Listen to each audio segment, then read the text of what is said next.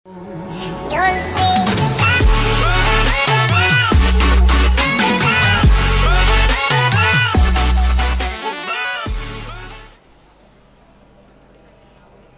коста хора, днес ще покажа как инсталирате Mortal Kombat Complete Edition в скоби 9. Влизате в Zamunda и вижте Mortal Kombat Complete Edition и ето това е играта. Тя е 9 гигабайта и 350 мегабайта. Не е малка, обаче другите, които пробвах, са много...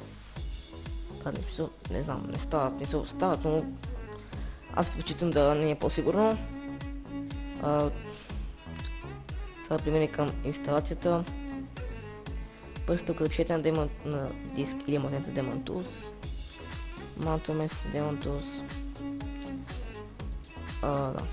Първо ще покажа на друго нещо, което е важно за Mortal Kombat. Вижте новия десктоп Хилич, Зар, Гарет Бел и Джейн Варди. Влизате се в папката, в където ви е играта, Mortal Kombat FTS и маунтвате. И тук Run Setup. Next.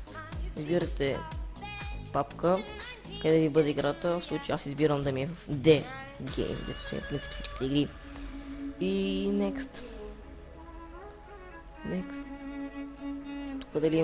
Тук дали да има иконка на десктопа и да, подредима. Next, Install и да, чакаме да се инсталира. Няма го чакам, нали, ще спра видеото и като е почти до края ще го пусна. И ето го вече почти е готово. И сега, да, вече е готово. Launch Mortal Kombat Edition. Много не искаме. Другата стъпка е трета.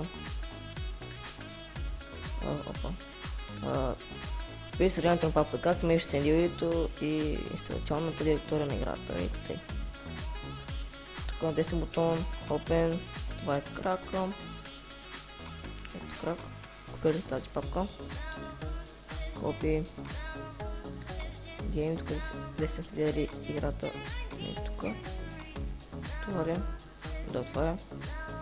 И Paste. Yes. Copy and Place.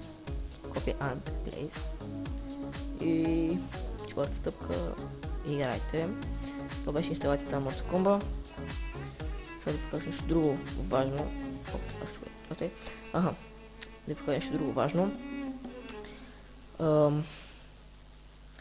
имате проблеми с забавени кадри и ниско FPS, стигате съдържанието на този торент и следите инструкциите му. Отваряме го и ще излезнете това.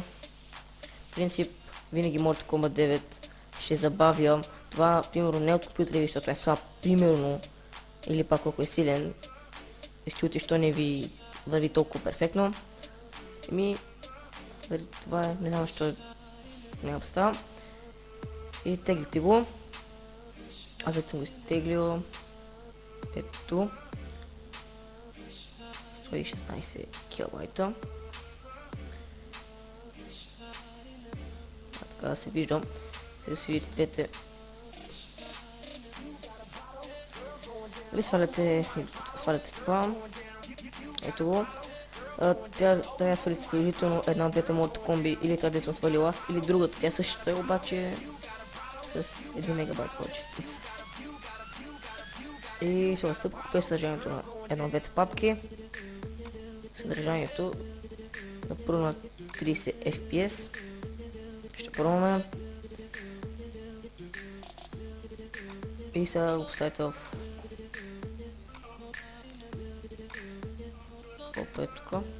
Кой беше ето го. Поставите го тук. И ето тук. Paste. Copy and Replace. Така сигурно вече няма да и лагва. По същия начин се прави с другото. наливането е 45 FPS, копирате, копи, влизате в Mortal Kombat, диск тук, config, paste, copy and place. И да, сигурно вече няма да ти лагва. Аз на 45 FPS ще го играя. Скоро Mortal Kombat ще влезе в употреба, ще играем. Ще има изненада, казах ви, ще правим Beam Buzzet Challenge с мой приятел, може пък и приятели, не знам, ще видим.